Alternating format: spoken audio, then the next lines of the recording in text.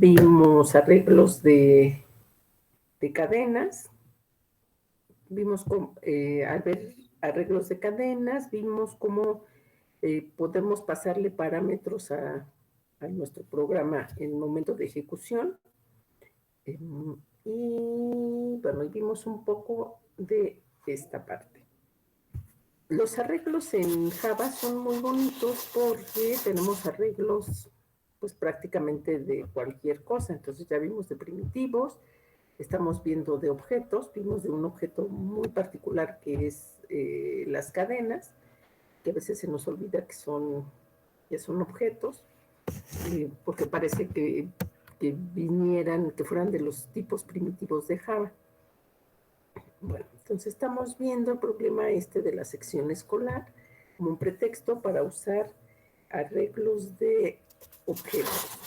Entonces vimos que en una sección escolar necesitan datos de alumnos, eso nos dio pretexto para trabajar la clase de los alumnos y con ella vimos los arreglos de calificaciones. Entonces la sección escolar lo que quiere es dar de alta, de baja alumnos, poder actualizar sus datos y mostrar información. Esta información puede ser su historial académico, puede ser el promedio de un alumno, de las cosas que vimos de trabajo con los alumnos, saber cuál es el rendimiento de un alumno en particular o de varios alumnos, lo que sea. Entonces, lo último que vimos la semana pasada fue que para resolver el problema de la sección escolar necesitábamos dos clases de objetos, los alumnos, que afortunadamente ya los tenemos, y la sección escolar, que es la que vamos a programar el día de hoy. Para la sección escolar necesitamos, como parte de su comportamiento, lo que dice aquí en este mini párrafo de 2 líneas, que son las operaciones que quiere hacer la sección escolar, que les acabo de decir, ¿no? Todas estas tres para manejo de alumnos. Van a ver a lo largo de su vida como programadores, como gente desarrolladora de software, que en general los programas, los sistemas grandes, en una manera muy, muy general y a grandes rasgos, las cosas que sabe hacer son estas: dar de alta, de baja y actualizar datos. Y bueno, mostrar y demás, ¿no? De hecho, en ingeniería de software esto se llaman las operaciones ABC, alta, bajas y cambios. Entonces ahorita lo estamos haciendo nosotros en chiquito, algún día estarán en sexto semestre, ahí verán ingeniería de software y bueno, ven, o sea, como una metodología más formal, más, o sea, no formal en el sentido matemático, pero sí mucho más detallada que esto que vimos aquí. Bueno, entonces en esto nos quedamos, esto es lo que queremos hacer. El escenario es el de siempre, que se presenta un menú de opciones, el usuario elige, de acuerdo a la que haya seleccionado, es la acción que se hace, se piden datos o no. Aquí a lo mejor faltaría definir un escenario. De hecho, este paso 3 no es definir escenario, es definir escenarios en plural. Y aquí podríamos haber especificado cada uno de ellos, qué significa dar de alta, cómo vaya a ser para dar de baja, etcétera. A lo mejor aquí lo debí haber puesto. Bueno, no lo puse, lo vamos a hacer. Entonces, lo que vimos es que para la sección escolar lo que vamos a necesitar es un arreglo de objetos. ¿De qué tipo de objetos? De alumnos. Los alumnos, bueno, ya los vimos, y les comentaba que, bueno, crear un arreglo de una clase de objetos es igualito a crear un arreglo de primitivos. Denme un segundo.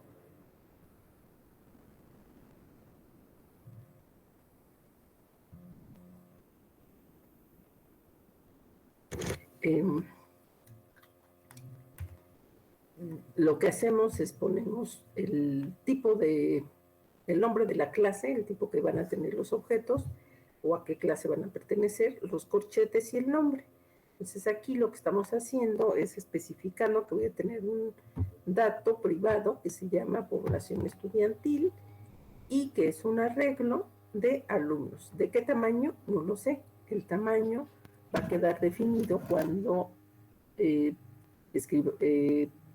sí, cuando programemos el constructor. Y en este caso, o sea, les comentaba, son dos cosas diferentes. El tamaño del arreglo, cuántos datos puede tener y cuántos realmente tiene. En el ejemplo que habíamos visto, y seguramente los que habrán visto con la ayudante, decimos, ahí tenemos un arreglo de 20 datos y lo llenamos, ¿no? Y con eso trabajamos y hacemos lo que tengamos que hacer, pero siempre está lleno nuestro arreglo. En este caso, no necesariamente va a estar lleno el arreglo. Entonces, definimos nuestro arreglo del tamaño que me vayan a indicar y aparte vamos a utilizar una variable que me indique cuántos alumnos hay en ese arreglo. Entonces, nuestro constructor, tenemos dos constructores, uno que recibe un valor entero, que es el tamaño que va a tener el arreglo. Lo primero que hacemos en el constructor es verificar que el tamaño sea positivo. Si es positivo, creo un arreglo de ese tamaño, y si no, creo un arreglo de 100 elementos, por decir algo. Apenas estoy creando mi sección escolar, entonces no tengo alumnos. Entonces, vean que, supongan que mi arreglo es de 100. Entonces, tengo un arreglo de 100. Eso lo que quiere decir es que tengo en esta escuela capacidad para trabajar con 100 alumnos. Cuando estoy creándola, no tengo ningún alumno. Entonces, aquí dice 100. Sí, yo puedo tener hasta 100, pero al inicio no tengo a nadie. Entonces, mi número de alumnos vale 0. ¿Está clara la diferencia entre estos dos datos con los que vamos a trabajar la sección escolar? ¿Y por qué los quiero así?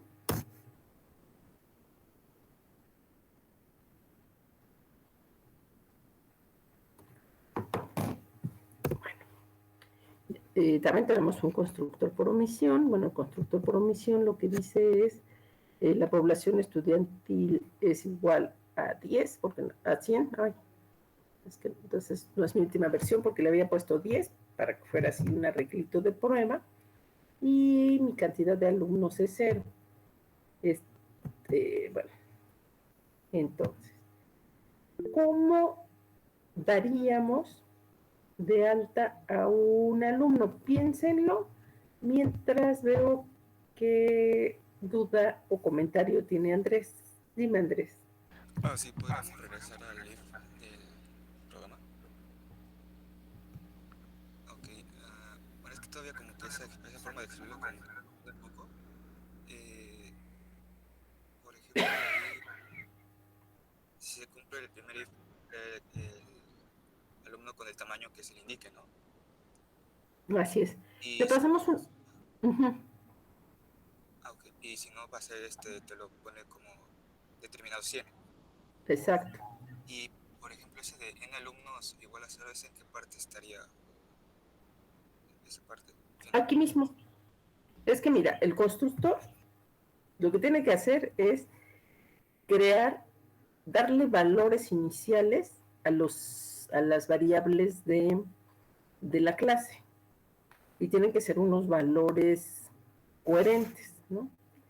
Entonces, recibe, pues podemos evitar que el constructor trabaje, pero todavía no lo sabemos. Eso lo vamos a ver un par de semanas. Entonces, en este momento lo que sabemos es que nuestro constructor, pase lo que pase, tiene que darle valor inicial a mis variables. Entonces, este constructor recibe un tamaño. El tamaño tiene que ser positivo. No tengo arreglos de tamaños negativos. Entonces, si se cumple esta condición, si tamaño es mayor que 0, suponte que me das tamaño 18, entonces, ¿qué va a hacer?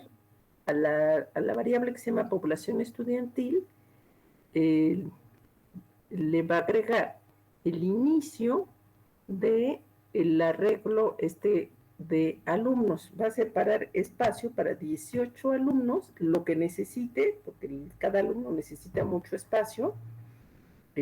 Entonces lo crea y ya manda la dirección de inicio a esta variable población estudiantil. Eso en caso de que este número sea positivo. También, bueno, hay un detalle con esto, pero no se los cuento porque no los quiero confundir. En caso de que al estar dándome tú el tamaño, me dijiste 0 o me dijiste -3 o menos algo, lo que va a hacer, en lugar de mandarme un mensaje de error, me va a crear mi arreglito de 100 para 100, con un espacio para 100 alumnos. Entonces solamente esa va a ser una de las dos opciones. O la que tú me das, si es que me la diste positiva, o 100. Y en cualquiera de los dos casos, la variable n alumnos vale 0. ¿Sí? Sí, porque en ese momento las casillas están vacías, ¿no? Así es. Ok, gracias. Es que entendí que me preguntabas n alumnos, ¿cuándo valía 0? ¿Por qué valía 0 o Ah, sí, cuándo? es que me confundí porque pensé que, pero bueno, ya vi que está fuera de ese if, es que como, o sea, es independiente del if y el else, pensé que estaba Sí. dentro, entonces por eso me había confundido. Sí, no, además este if, esta forma de if, solamente puedes tener una instrucción. Es, si se cumple esta condición, haces esto, pero solo una cosa, y si no se cumple es lo que está después de los dos puntos, pero es una sola cosa, y el resultado se asigna a esta variable. Uh-huh. Sí, Bueno, ¿alguien más puso? ¿Qué pasa? Permítanme porque y si no ponemos tam, entonces crea el de 100. No, no puedes no poner tam. No podemos dejar de poner tam, Daniel, porque el constructor está esperando un número entero. Si no lo ponemos, ah, si no lo ponemos, si es el único constructor que tenemos, me manda un error de sintaxis. Si no le pones parámetros, se va al constructor por omisión. Uh-huh. Si es que lo tenemos. Pero lo recomendable es poner ¿no? Que le pongamos nosotros un tamaño. Yo puse un constructor por omisión, lo que pasa es que lo tenía con otra instrucción y no me di cuenta, o sea, para no confundirlos, quité la instrucción con la que tenía y no actualicé n alumnos aquí en la presentación. Les digo que de hecho hasta le puse 10, pero no lo compilé. Bueno, entonces, ese es nuestro constructor. ¿Qué debemos hacer para poder dar de alta un alumno y que mi método sea robusto?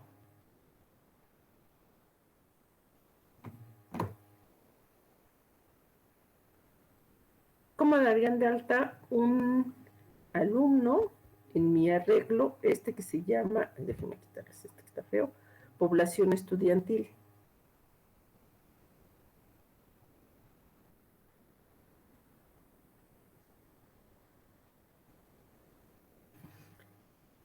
Supongan que llega, voy a leer los alumnos como los estoy viendo en la pantalla, Andrés Rodrigo. Ah, bueno, se quiere dar de alta.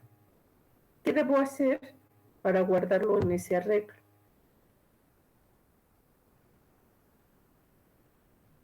Sí, un método, vamos a hacer un método, Daniel. Pero díganme el algoritmo.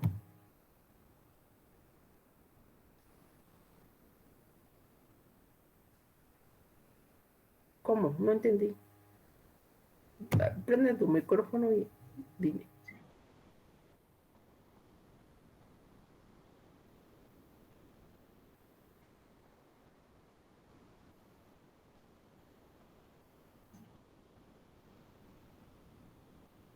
Mm, no está, a ver, está regular tu idea.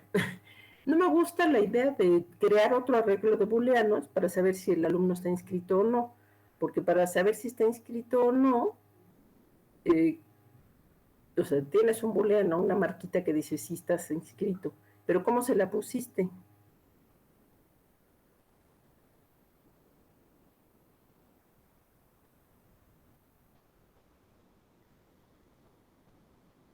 ¿No?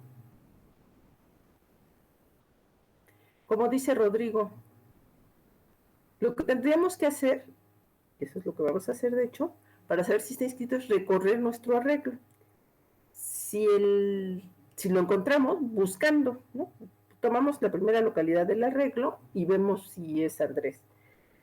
Si no es, voy a la segunda y veo si ahí está Andrés. Y así hasta que lo encuentre. Si lo encuentro, digo que ya está dado de alta y que no lo puedo volver a hacer.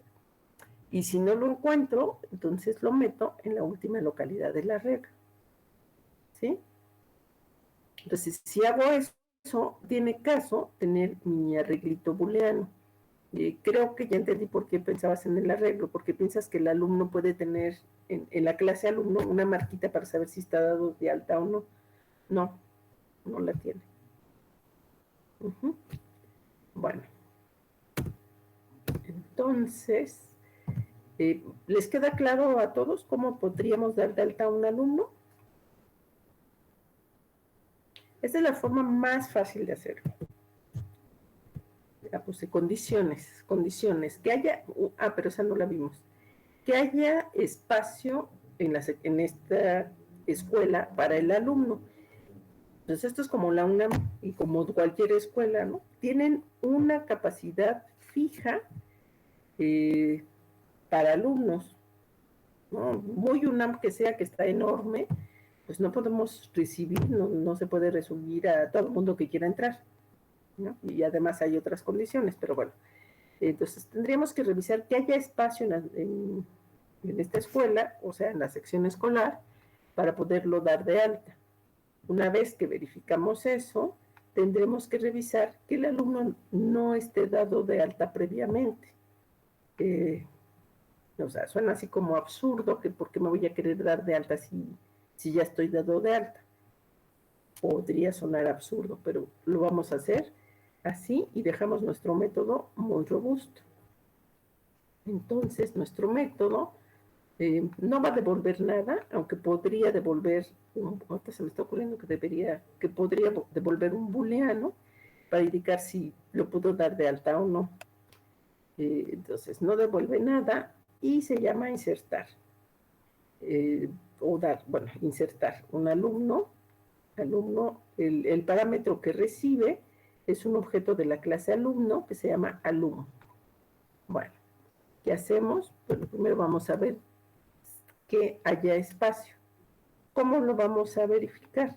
Preguntando si la cantidad de alumnos que yo tengo, que es la variable n alumnos, es mayor o igual que la población estudiantil.length, es decir, la cantidad de alumnos que tengo, pues no tendría que ser mayor o igual, si es igual a el tamaño de la regla. Si ya llegué a ese punto, en que es más grande o igual que el tamaño del arreglo, me va a decir que ya no puede dar de alta a ese alumno, ya está cerrado ya está llena su capacidad y por eso dice el cupo lleno. Si no es el caso, o sea, si hay espacio, vamos a buscar que el alumno no esté dado de alta. Para eso vamos a utilizar el método buscar, que lo vamos a ver después, al cual le pasamos como parámetro el alumno. Si el método buscar me devuelve -1, quiere decir que ese alumno ya está dado de alta. No. Si me devuelve -1, quiere decir que no encontró al alumno. Como no lo encontró, entonces lo voy a guardar en mi arreglito población estudiantil. ¿Se acuerdan que valía 0? Entonces lo voy a guardar, o sea, si es el primer alumno, lo guardo en la localidad 0 del arreglo, lo guardo, y como después de n alumnos está el más, una vez que lo guardo, incrementa la variable. Entonces ahora n alumnos valdría 1, mi arreglo sigue siendo de 100, ahora mi variable n alumnos tiene un 1, porque ya tiene un alumno, y ya, ¿no? Se sale. Si no me hubiera dado menos 1, entonces quiere decir que lo encontró, y me dice que ese alumno ya está inscrito, ¿sí? Entonces, todo lo que tiene que hacer. Voy a suponer que viene otro alumno, nada más para recordarles esto del n alumnos más. Viene Lili, veo que todavía tengo cupo, la busco y no la encuentro, tengo un -1. Entonces, en población estudiantil de alumnos que vale 1, agrego su registro, que tiene el objetito, que tiene todos los datos registrados y solicitados de ella, y después incremento la variable n alumnos. Y entonces ahora vale 2. Eso quiere decir que tengo 2 alumnos. Fíjense que siempre la variable n alumnos me está diciendo cuántos tengo. Y ese valor de cuántos tengo, bueno, se los voy a decir, espero no confundirlos, lo estoy usando también como índice para guardar al nuevo elemento. Cuando tenía 0 alumnos, guardé primero en la localidad 0 y después incrementé, pues ya valía 1. Cuando n alumnos vale 1, lo guardo en la localidad 1 y luego incremento. Y así estoy. ¿Sí? ¿Alguna duda?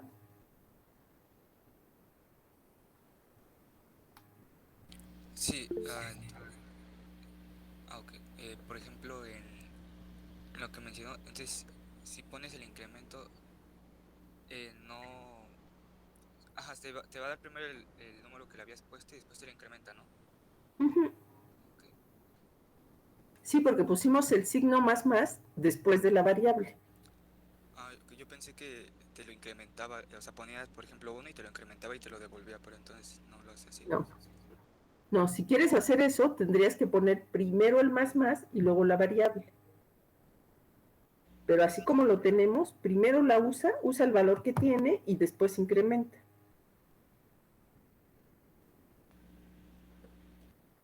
¿Sí, Andrés? Sí, gracias. De nada. Lili, dime. Es que no termino de entender justo igual esa parte de población o sea, y le incrementa el número de alumnos y por qué es igual a alum. ¿Y ¿Me por qué podría se va a explicar? qué? A alum. Alum es el alumno que me pasaron como parámetro. ¿Sí? Tengo yo un objeto de la clase alumno, no sé, aquí no está lleno, o sea, aquí no lo estamos viendo porque aquí es la programación de la clase de sección escolar. Cuando hiciéramos el escenario, ahí le pedimos que si el nombre, la dirección, el número de cuenta nosotros lo inventamos y las calificaciones, ¿no? Lo que sea. El alumno se crea por otro lado. Ese alumno se llama alum, es un objeto de la clase alumno. Entonces tiene todos los datos necesarios para el alumno. El problema es aquí, ¿no? En la inserción, o sea, cuando ya no tengo ningún error, bueno, lo que vamos a hacer aquí, ya vimos que si hay espacio, oye, me perdí, ya vimos que si hay espacio, entonces lo que vamos a hacer es llamar a un método que se llama buscar, ahorita lo vemos, y le pasamos a este alumno. Yo quiero saber si Amparo López Gaona ya está dada de alta. Si no está dada de alta, me va a devolver un -1. En ese caso, voy y a población estudiantil, que es la variable que está definida, ahorita me regreso, al inicio de la clase sección escolar, en la localidad N alumnos, le guardo el alumno que yo sé que no está dado de alta. Es el que fui a buscar y no encontré. ¿Sí? Ya que se hace eso, se incrementa la variable n alumnos para indicar que ya tengo un alumno más en este arreglo. ¿Eso es lo que me preguntabas, Lili? Sí, sí, justamente eso. ya me quedó claro. Gracias. ¿Sí? Muy bien. ¿Alguien más tiene una duda?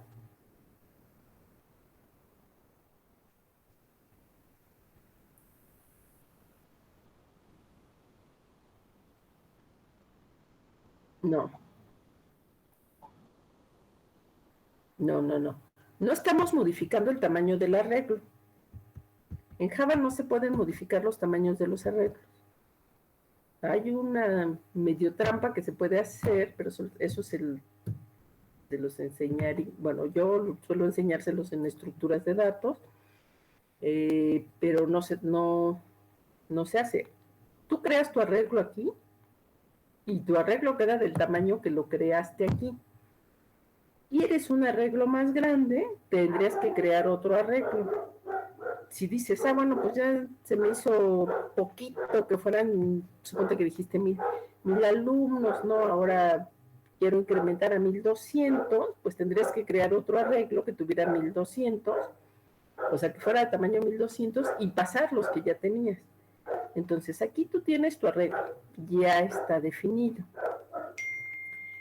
Tu arreglo se llama población estudiantil y ya está definido. Lo que estamos haciendo acá, cuando modificamos, no estamos modificando el tamaño, estamos modificando el índice del arreglo. Recuerden que los arreglos, para movernos en los arreglos, nos movemos con un índice. Entonces, en el caso del ejemplo esto que les estaba diciendo, en la población estudiantil de 0 quedó 8. Andrés, en la población estudiantil de 1 queda Lili, en la población estudiantil de 2 quedarías tú, Daniel, en la población estudiantil de 3 queda Paola, y me siguen quedando, cuando son 4, me quedan 96 espacios para otros alumnos, ¿sí? Pero mi arreglo no se modifica. Aquí con lo que estoy cambiando es el índice, me estoy recorriendo en ese arreglo para ir guardando a mis alumnos.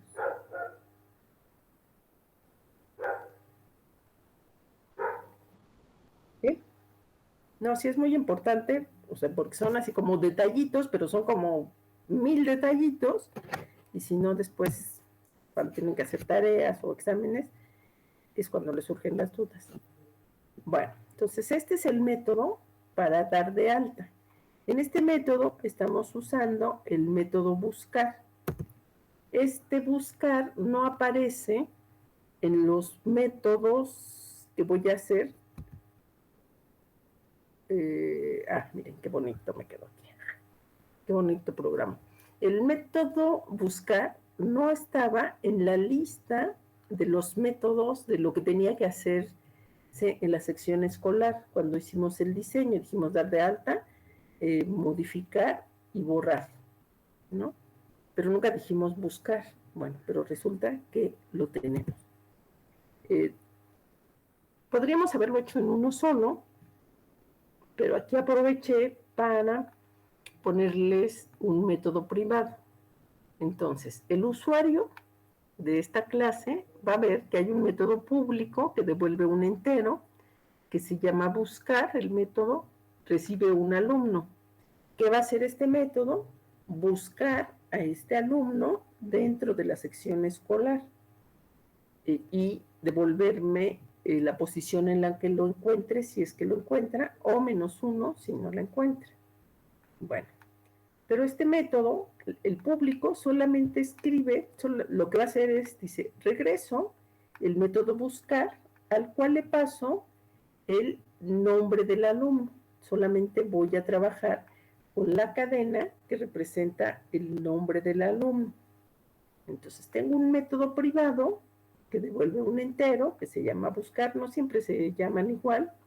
Aquí le pude haber puesto otro nombre, quizás se lo debía haber puesto para que no vayan a creer que siempre se tiene que llamar igual, pero este es privado. O sea, si mi usuario quiere usar este método, el método buscar, que recibe como parámetro una cadena, no lo va a encontrar.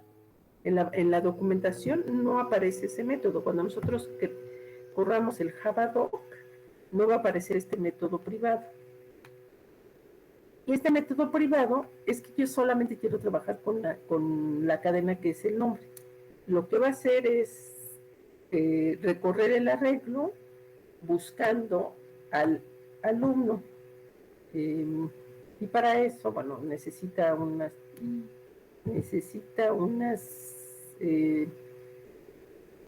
variables, una i, una variable booleana encontró igual a falso, y al alumno le quita los espacios en blanco del final.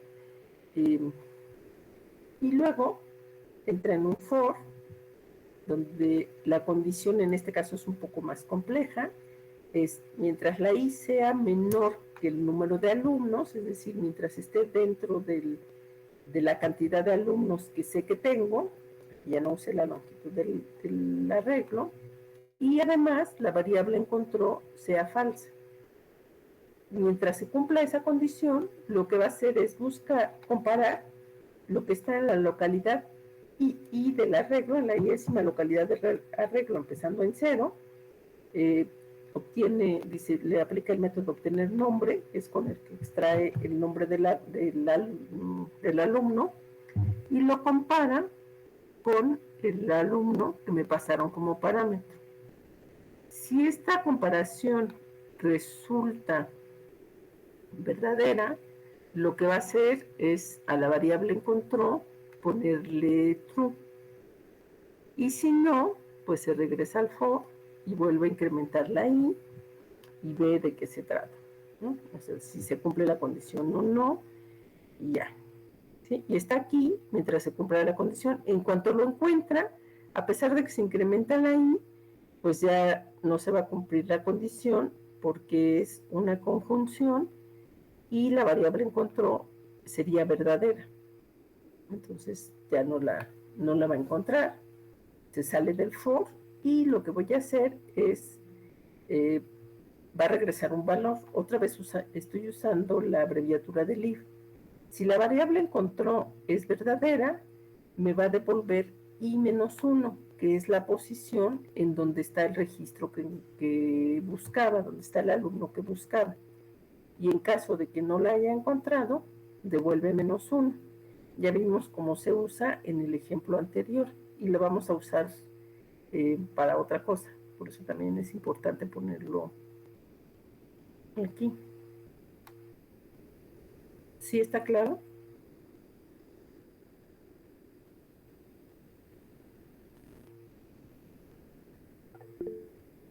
Dime, Andrés. Por ejemplo, en la otra parte donde llama al método, ¿fue al público o al privado? Al público. Ah, ok. Y Siempre llamas bueno, estando dentro de la clase podría ser el privado, pero como sé que es o sea, fuera de la clase no puedo llamar al privado. Pero aquí, si te fijas, lo llamé con el alumno, nombre del alumno, no nombre, con el objeto alumno. Entonces, la diferencia para saber en este caso que estoy dentro de la clase a cuál de los dos estoy llamando es el parámetro que le paso. Entonces, le estoy pasando el parámetro que es el objeto, llamé al público. Si en el método anterior hubiera extraído el nombre, podría entrar directamente al método privado. ok, gracias. De nada. Bueno, ese era el método para buscar. Espérenme, déjenme ver qué más sigue.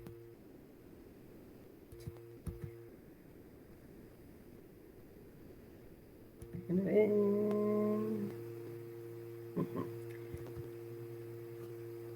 Bueno, entonces, ¿qué hacemos? Me voy a saltar estas transparencias anteriores. Vamos a ver el método para hacer consultas. Dice, este va a buscar la información de un alumno a partir de su nombre. Si el alumno está registrado, va a mostrar toda su información y si no, avisa de que no está registrado y entonces no tiene nada que mostrar, ¿no? Es un una consulta muy sencilla, es la consulta de todos los datos del alumno. Hay otras consultas que podríamos hacer, pero no lo vamos a hacer.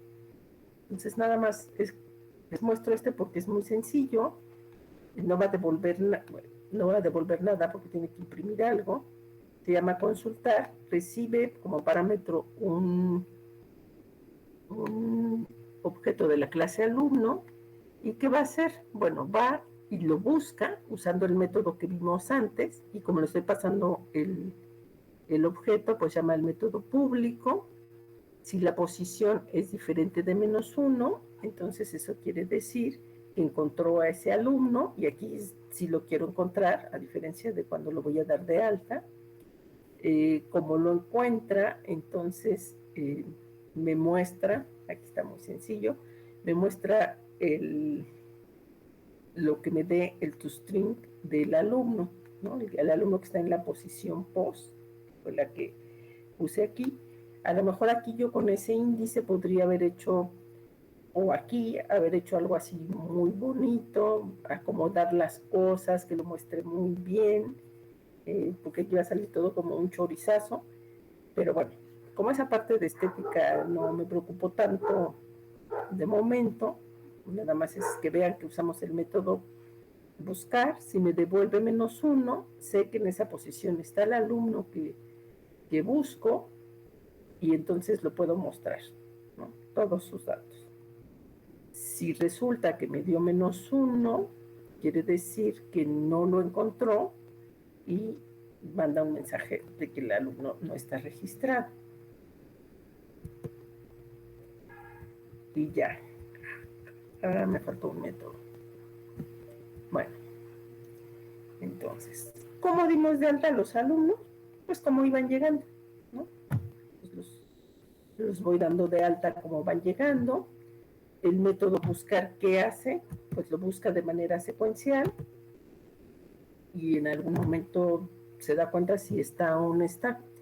Eso es una forma muy sencilla de programar estas cosas.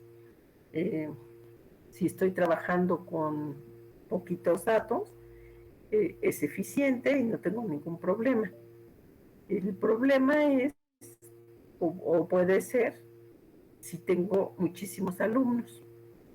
No le quiero poner un número a muchísimos, pero supongan simplemente los alumnos de la Facultad de Ciencias, que es de las más pequeñas, ya no es la más pequeña, pero es de las más pequeñas. Son miles de alumnos.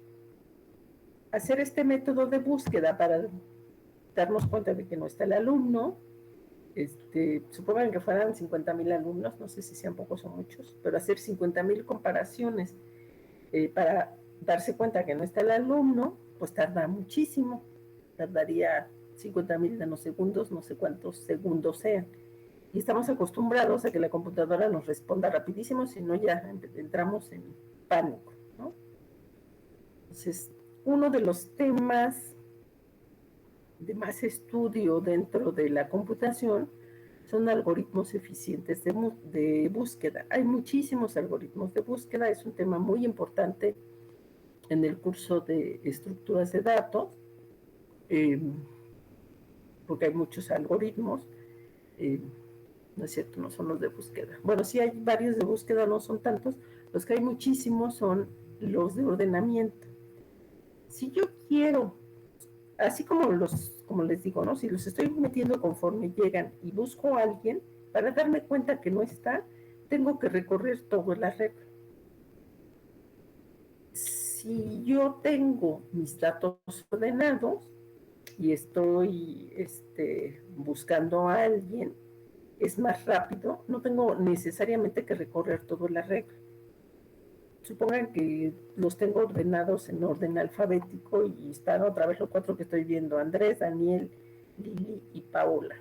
Sé que esos son mis alumnos.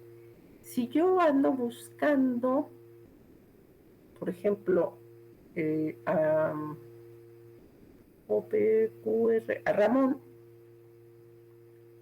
como sé que mi último dato es Paola porque está ordenado, además aquí estaban ordenaditos, así como se los dije. como sé que están ordenados, voy y busco directamente en el último y digo, no, Ramón está después de Paola, no está, ¿no? Con una sola comparación que hago, me doy cuenta que no está el alumno.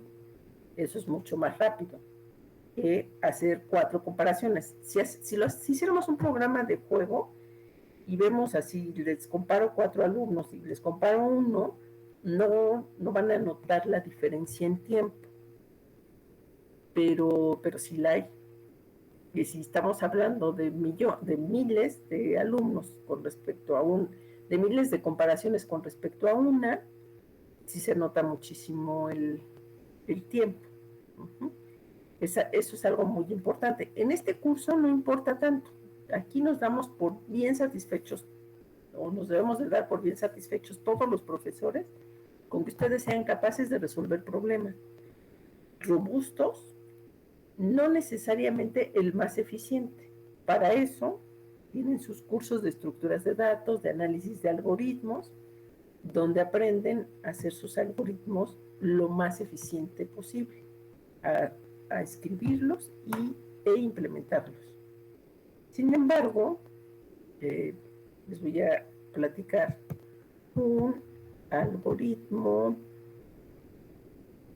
de búsqueda, si el arreglo está ordenado. Les voy a platicar un algoritmo de búsqueda si el arreglo está ordenado y un algoritmo o 2, según el tiempo que nos dé, para ordenar los datos. Si mis datos están ordenados, es que antes era muy fácil porque todos estábamos acostumbrados a buscar palabras en el diccionario físicamente. Ahora ustedes seguramente no lo han, o muy probablemente no lo han hecho. Déjenme pensar, un ejemplo. No se me ocurre. Bueno, cuando van en una calle, van caminando, algún día van caminando por una calle y andan buscando una dirección, un número, ya están en la calle correcta, espero que sea un buen ejemplo, y buscan un número. Y entonces dicen, pues busco el 85. Y si están como en el 30, dicen, pues está más adelante, ¿no? Y si están como en el 150, dicen, no, ya me pasé, me debo de ir hacia atrás, bueno, sabiendo en qué sentido van las numeraciones.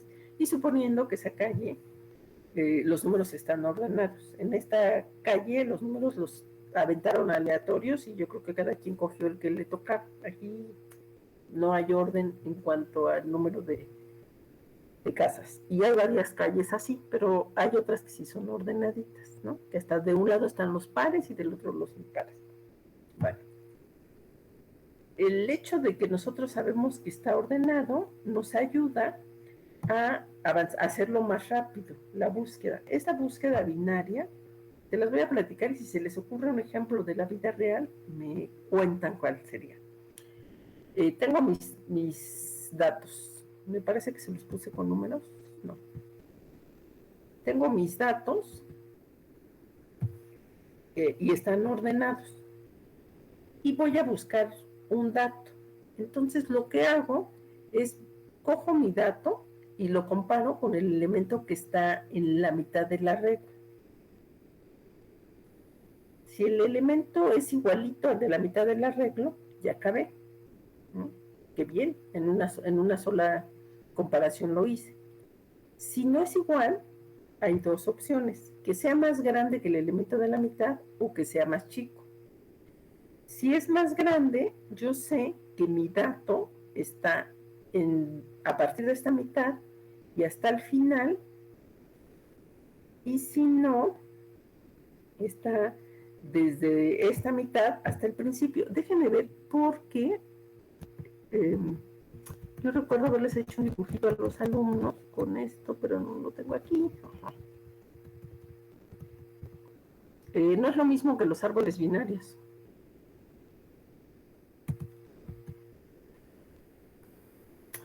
Pero aquí, a ver, permítanme porque les traía un dibujito, pero es que siempre no lo voy a hacer. Algoritmo de la burbuja. Inserción ordenada. No.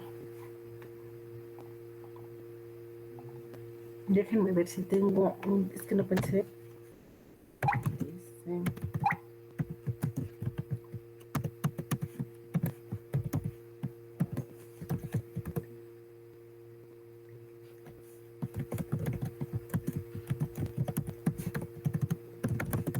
Veamos si es esto lo que me puede ayudar.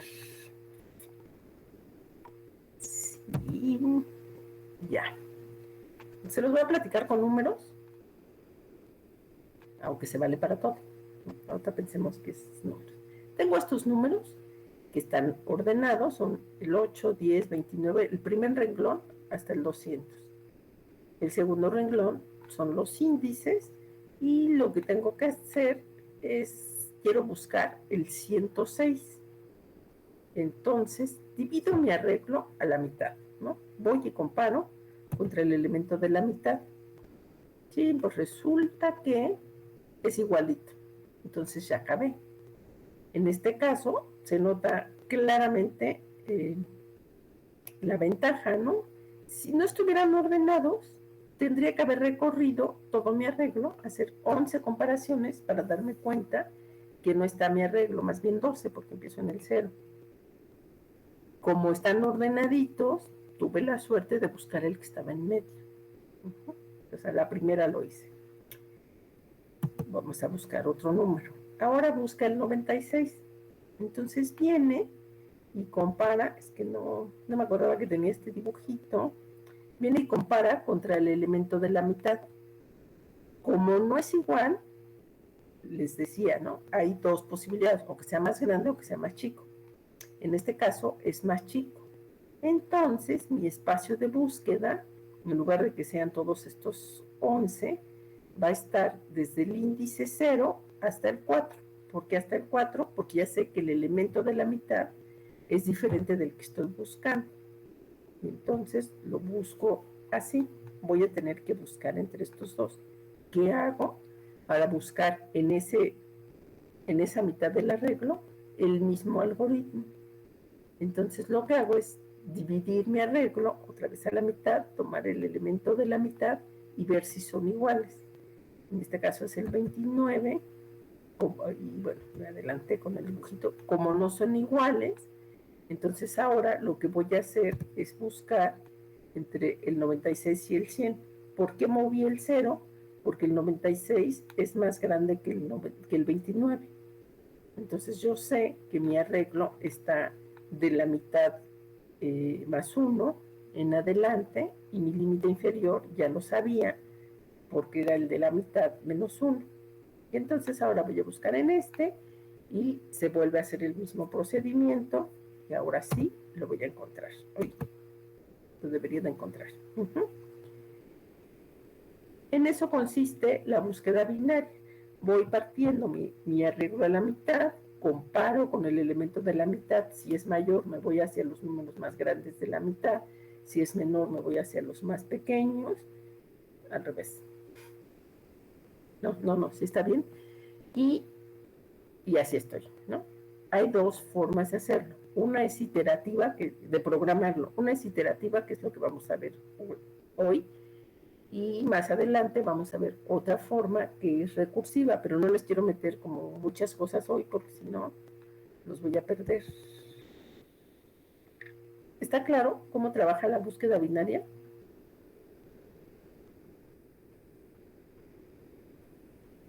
¿Sí para todos? Bueno, porque aquí venía otro ejemplo, pero igual me lo puedo saltar. Entonces,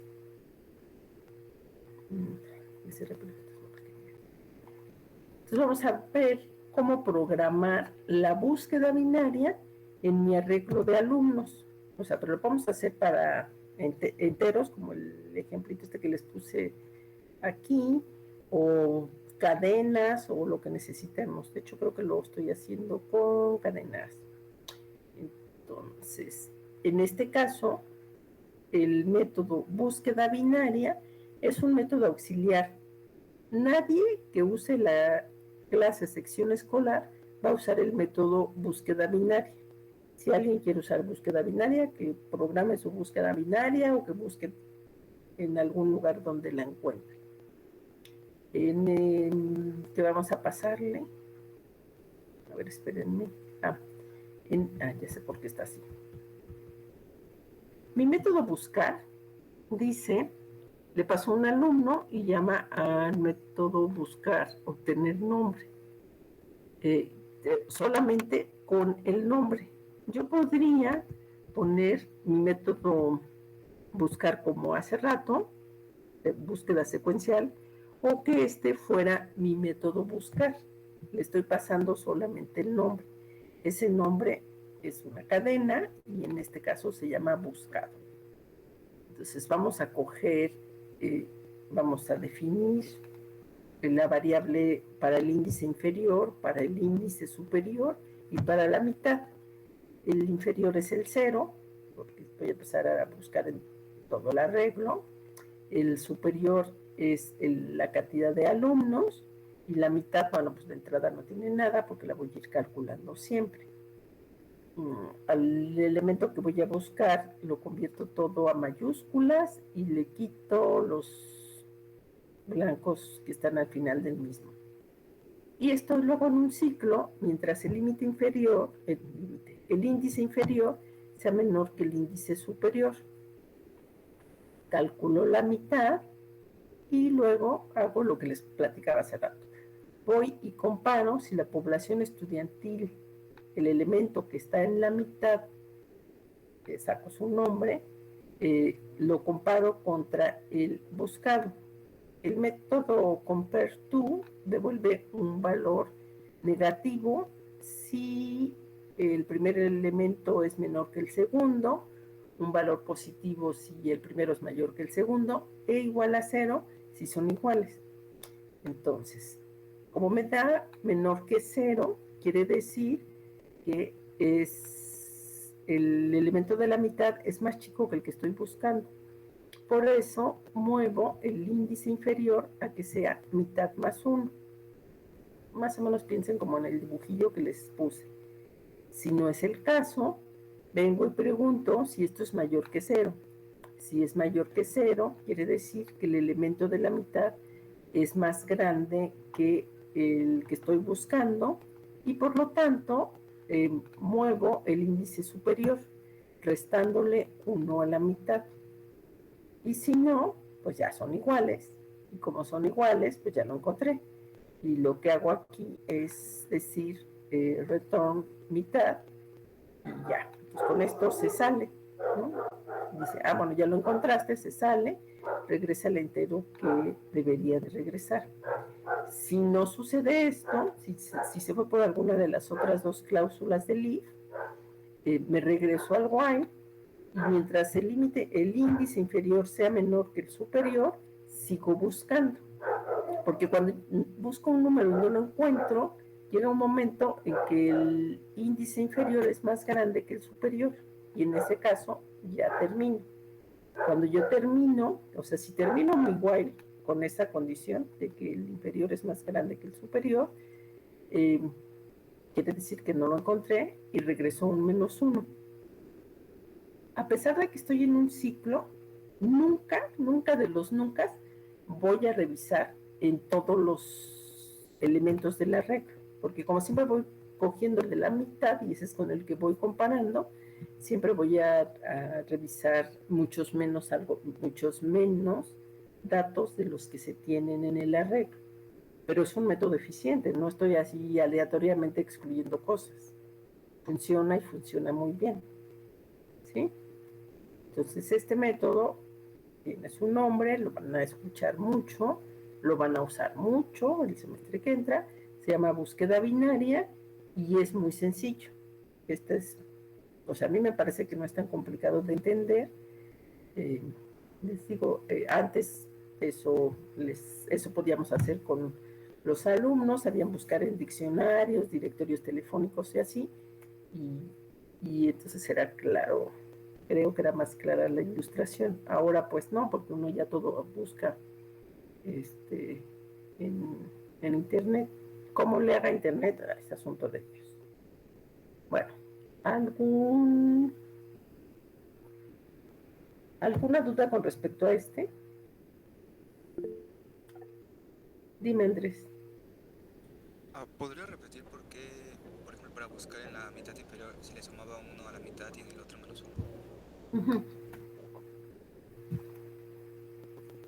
Si tenemos esta condición, si se cumple esta condición de que el nombre que está en la mitad comparado con el que estoy buscando, el resultado es menor que 0, quiere decir que el elemento que está en la mitad es más chico que el que estoy buscando.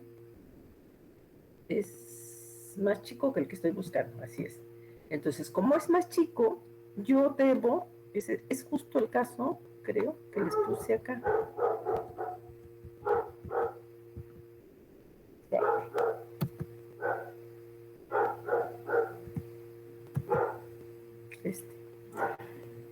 Lo que decía ahí es, estás buscando, por ejemplo, el 96. El elemento de la mitad es 106. No, entonces no era el caso. Te lo voy a explicar con nuevamente. Si el que estoy buscando es más chico que el que está en la mitad, yo sé que en donde debo buscar es en la primera mitad de la regla. ¿Sí? Por eso aquí les marqué, y la mitad era del 5. Entonces, como es más chico, le voy a restar 1 a la mitad. Si estuviera yo buscando el 140, que es más grande que la mitad, lo que tengo que hacer es a esta mitad sumarle 1. O sea, a quien le estoy sumando 1 es al índice, no al contenido.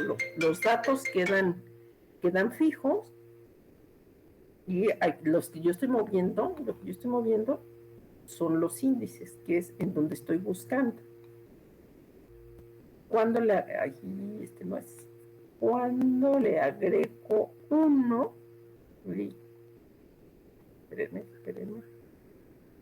perdónenme, cuando le agrego 1 a la mitad, cuando el elemento de la mitad es más chico que el que estoy buscando. Es decir, el que estoy buscando es más grande que el de la mitad. Entonces, como es más grande que el de la mitad, yo sé que de la mitad hacia el final, ahí debe de estar el dato que estoy buscando, si es que está. Pero omito la mitad porque ya la comparé y sé que no es igual. Por eso le sumo el 1.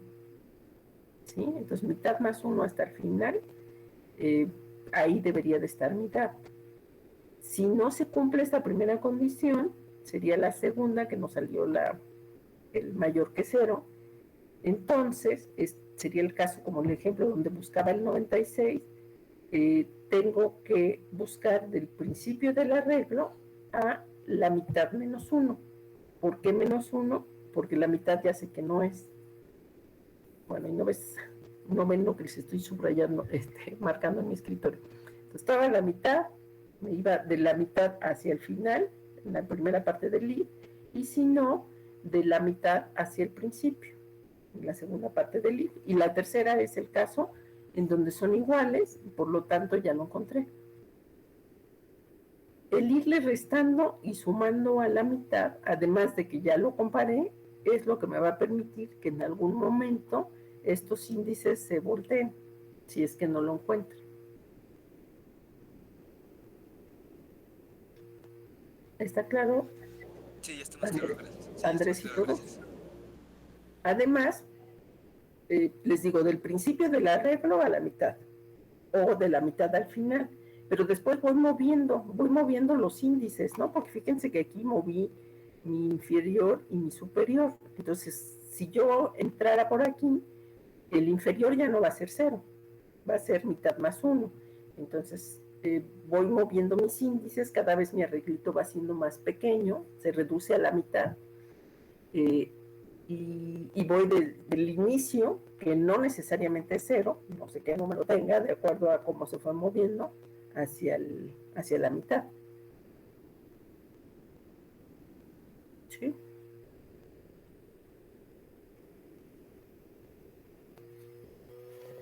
Bueno, esta es la famosa búsqueda binaria. Para que esta búsqueda funcione, mis datos tienen que estar ordenados. Si no están ordenados, no, lo vuelvo loco, ¿no? porque me va a decir, va a estar moviendo las mitades y de repente no vas a ver qué pasa. Me puede decir que no está el dato porque quién sabe qué sucede, por la forma como están los datos, que no están como los está esperando. Entonces es importante que el método, los datos estén ordenados para poder usar búsqueda binaria. Si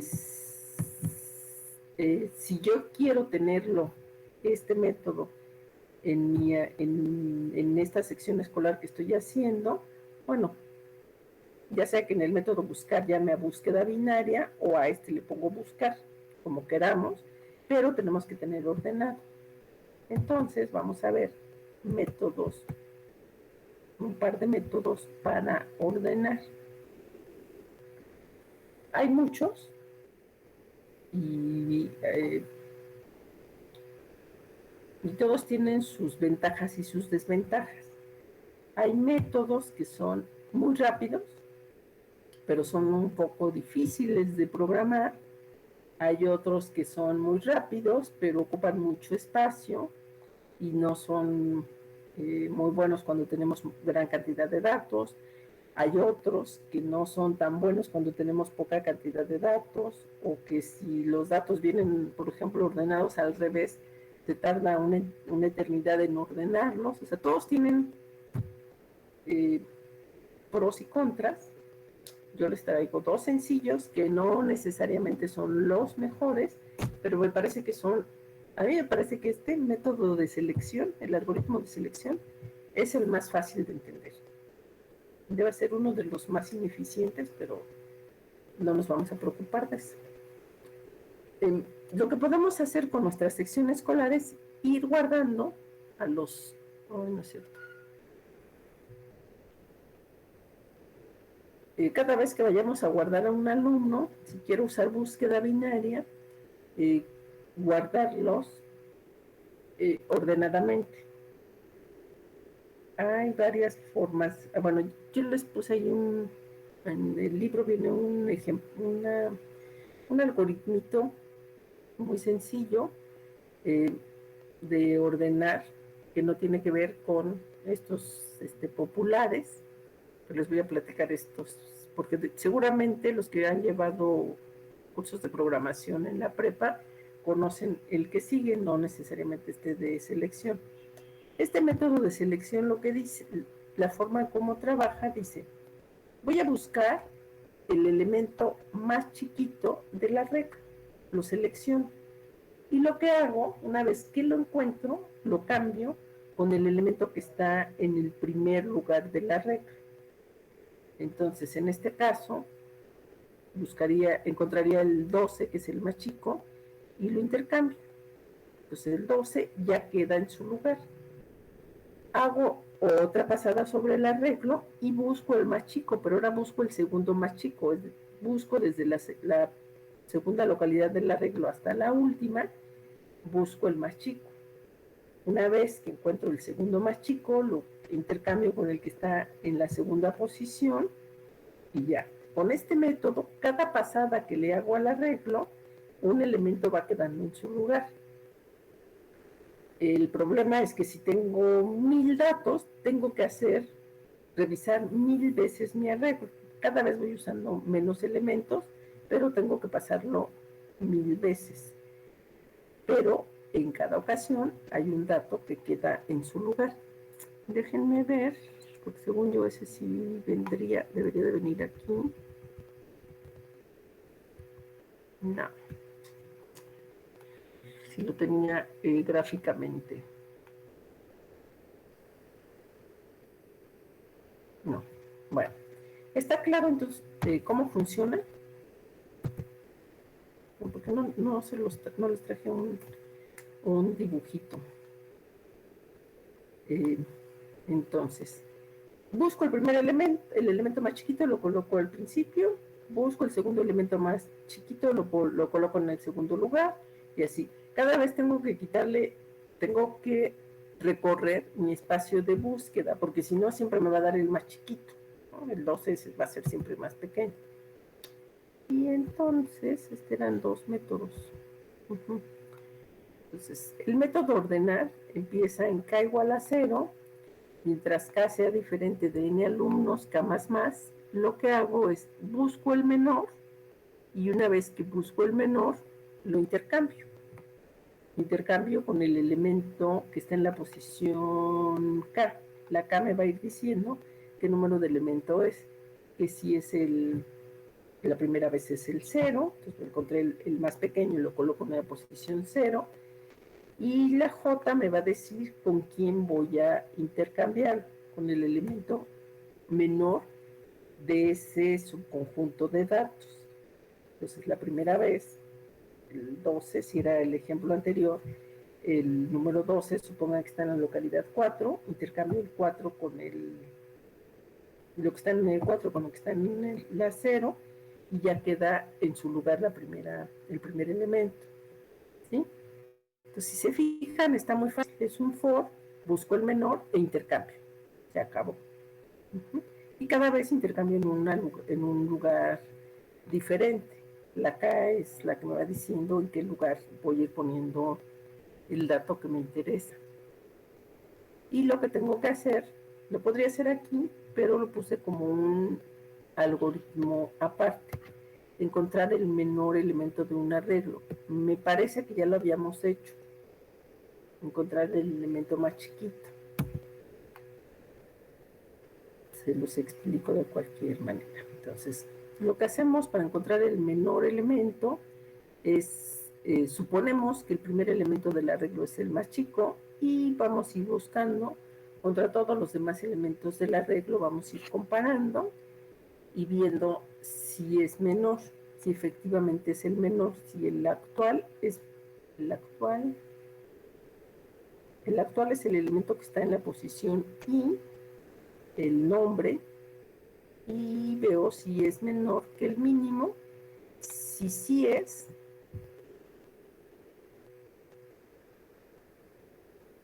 menor vale I. A ver, espérenme, es que no veo que lo tengo que estar repitiendo siempre. Menor vale I, incremento mi y vuelvo a estar comparando. Siempre voy a estar comparando contra el elemento que es el menor hasta encontrar hasta que ya acabo de revisar mi arreglo y me devuelve menor, que es la posición en donde está el menor elemento. ¿Sí? Lo habíamos hecho con enteros. Siempre para encontrar el menor elemento de un arreglo se asume que el primero es el menor y después comparo ese con todos los demás.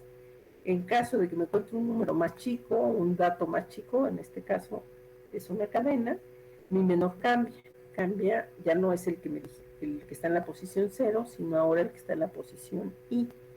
Esta variable menor es la que siempre va a estar guardando el elemento menor hasta ese momento y luego ya me lo devuelve.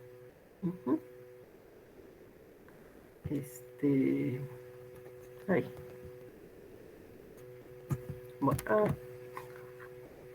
entonces con esto, esperen. Con esto podríamos ordenar nuestro arreglo. Si quieren, pero no, ya no, eso ahorita no, les puedo intentar hacer un dibujito como estos otros que les puse de la búsqueda binaria y demás, si es que les quedan claros, para ilustrarles el algoritmo de selección. Hay otro algoritmo de ordenamiento que es muy popular, probablemente los que llevaron programación en la prepa o en algún otro lado lo conocen, es el algoritmo de la burbuja. Este también es muy ineficiente, pero es muy popular.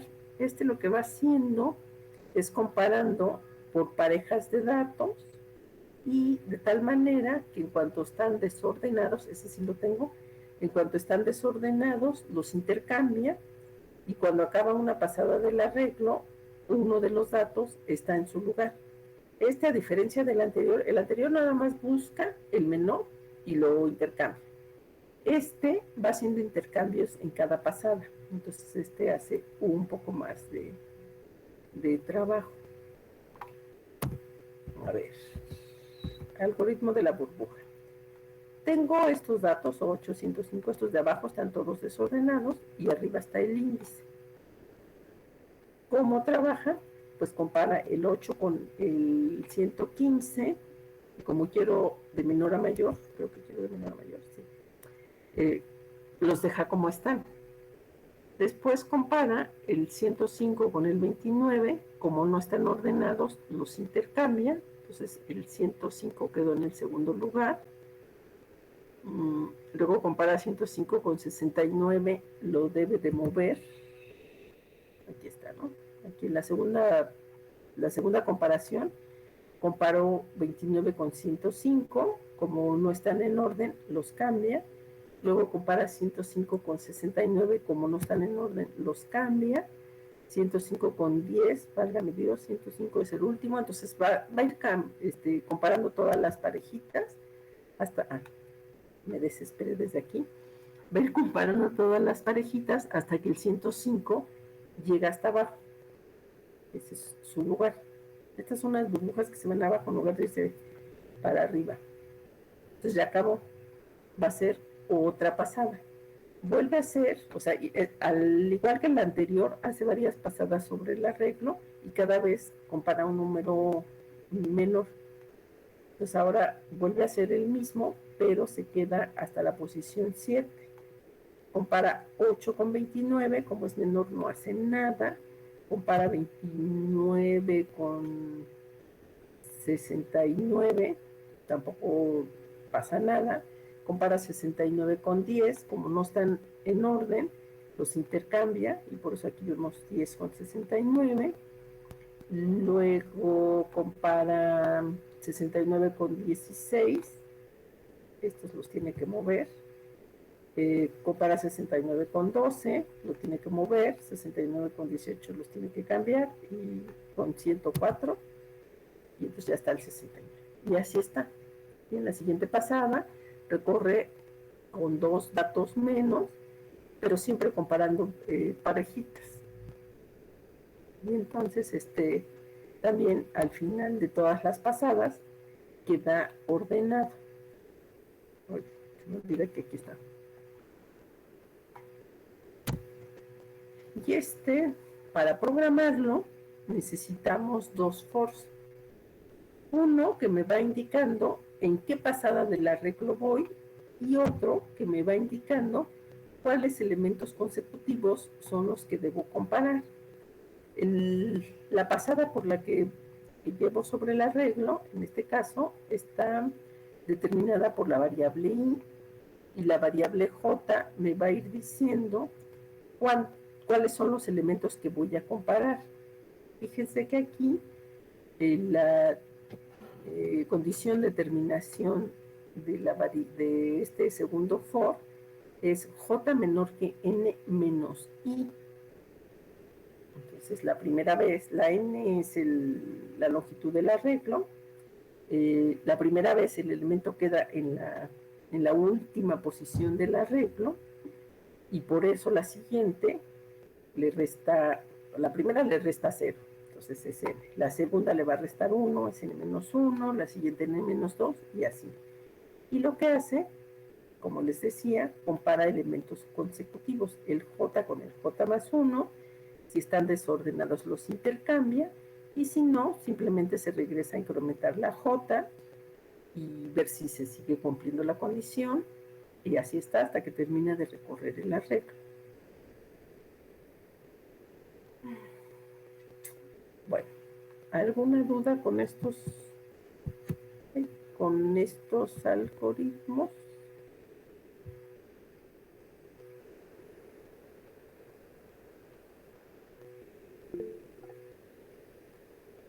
Dime, Andrés.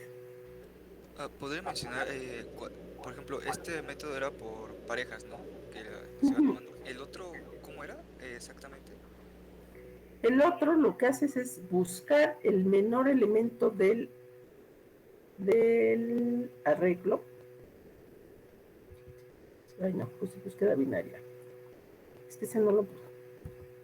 Es que estos dibujitos Pues sí, sí.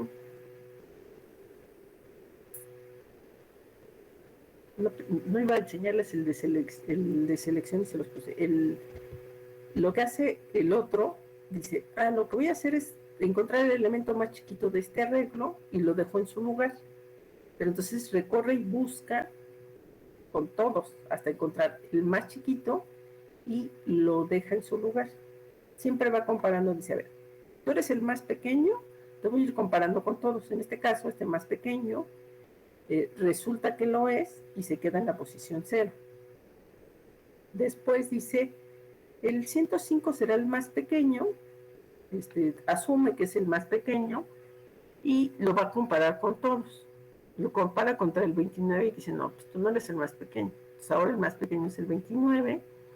Después el más pequeño es el 69. El más pequeño del arreglo, excepto la localidad 0. ¿Sí, Andrés y todo?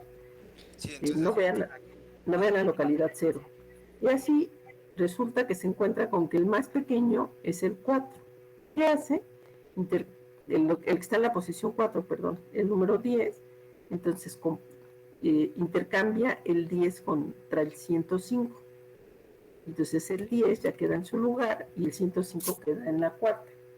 Y así, la tercera pasada busca el menor de los datos a partir de la localidad 2, considerando que en la 4 está el 105.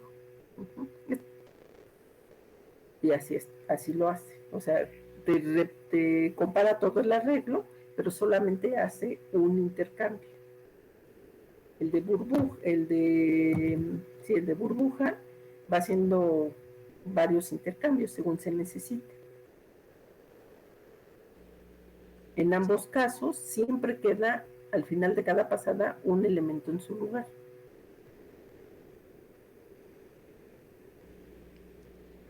Sí, entonces el primero es un poco más tardado, ¿no? Porque el otro los va intercambiando luego, ¿no? No, me parece, a mí me parece que es más rápido. Hace menos intercambios, o sea, hace menos trabajo. Igual compara contra todos, pero solamente hace un intercambio. Entonces hace, por decirlo así, de manera muy burda, hace en este caso 8 comparaciones, pero solo un intercambio. Y en el otro va a hacer 8 comparaciones, pero probablemente tenga que hacer 6 intercambios. El problema con esos intercambios que hace la burbuja es que no te garantiza que los otros números con los que hizo el intercambio ya fueron quedando en su lugar. Entonces, si lo garantizara, pues sí sería más eficiente. Y entonces por eso, aunque haga el intercambio, si no está, entonces va a tener que volver a hacer el intercambio, entonces ahí está el problema, ¿no? Así es. Sí, porque nada más intercambia los dos vecinos. ¿Sí? Entonces sabes que 2 números consecutivos no están en orden, pero no sabes nada con respecto al tercero. Por ejemplo, este era burbuja, ¿no? Este es ejemplo de burbuja. Aquí comparó 29 con 105, pero el 69 queda después del 105, no está en orden. Si los otros ya estaban en orden, no están en orden. Sí, por eso no es tan eficiente, pero tampoco son así como los más eficientes, ¿no? Porque hacen muchas, revisan varias veces los arreglos. Sí, gracias. De nada. Bueno. Ay, se muere.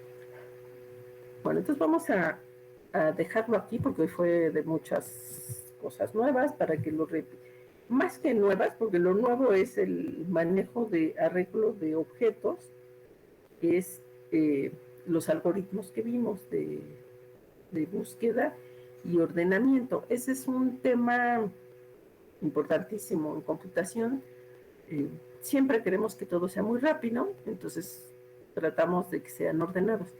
El ordenamiento es de las cosas más lentas que hay en la vida de la computación. Entonces, lo que se suele hacer es, se guardan los datos desordenados y cuando quieres mostrar, por ejemplo, en bases de datos, ¿no? Se van guardando los datos conforme me los van capturando, no están ordenados y solamente se ordenan los datos en el momento en que se van a imprimir. Se guardan desordenados, pero hay un algoritmo muy bueno para guardarlos de cierta manera, que no es ninguno de esto, que las búsquedas son muy rápidas. Pero bueno, si el próximo semestre, o sea, no necesariamente lo van a ver conmigo, porque es un tema de estructuras de datos, pues tiene uno que ver algoritmos de ordenación, o sea, mostrarles los algoritmos. Yo lo que suelo hacerlos es distribuirlos a lo largo del semestre para que no sea así como muy aburrido, ¿no? Ya me enseñaron a ordenar, otra vez ordenar, ya, pero bueno, pues cada quien tenemos nuestro método.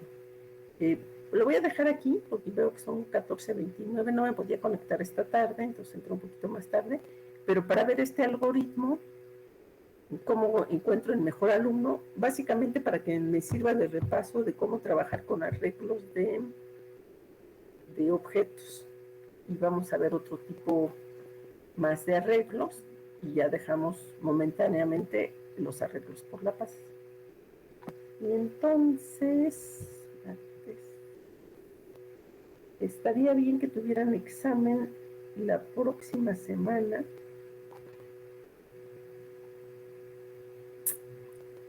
¿Cuándo sería bueno que tuvieran examen?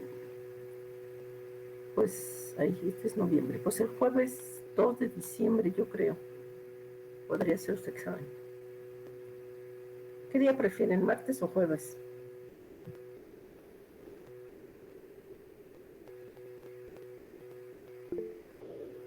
Jueves, está bien. Muy bien. Entonces, el jueves 2 de diciembre,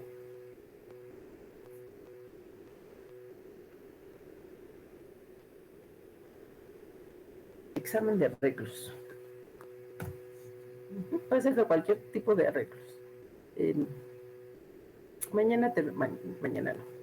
Este jueves termino de ver esto y los otros arreglos que les quiero mostrar y ya. Y la semana que entra empezamos con un tema nuevo, muy bonito, muy particular de la programación orientada a objetos. ¿Alguna duda? Ya puedo quitar la presentación. Bueno, ya la quité. Entonces nos vemos el jueves. Ay, no sé quién levantó la mano, Víctor. O alguien levantó la Sí, mano. profesora. El examen de arreglos va a ser de arreglos unidimensionales nada más. No, también bidimensionales que vamos a ver el jueves. Ok. Nada más serían esos dos. Sí, nada más es un montón. Sí, Porque vale. es arreglos de primitivos, de objetos, Vale. sí, todo este. Gracias. De nada. Bueno, pues que tengan buen provecho, una linda tarde, no se congelen, por favor, tápense bien si salen tarde y nos vemos el jueves. Hasta pronto. Gracias, maestra. Hasta luego. Gracias. Hasta pronto. Gracias, también ustedes cuídense mucho.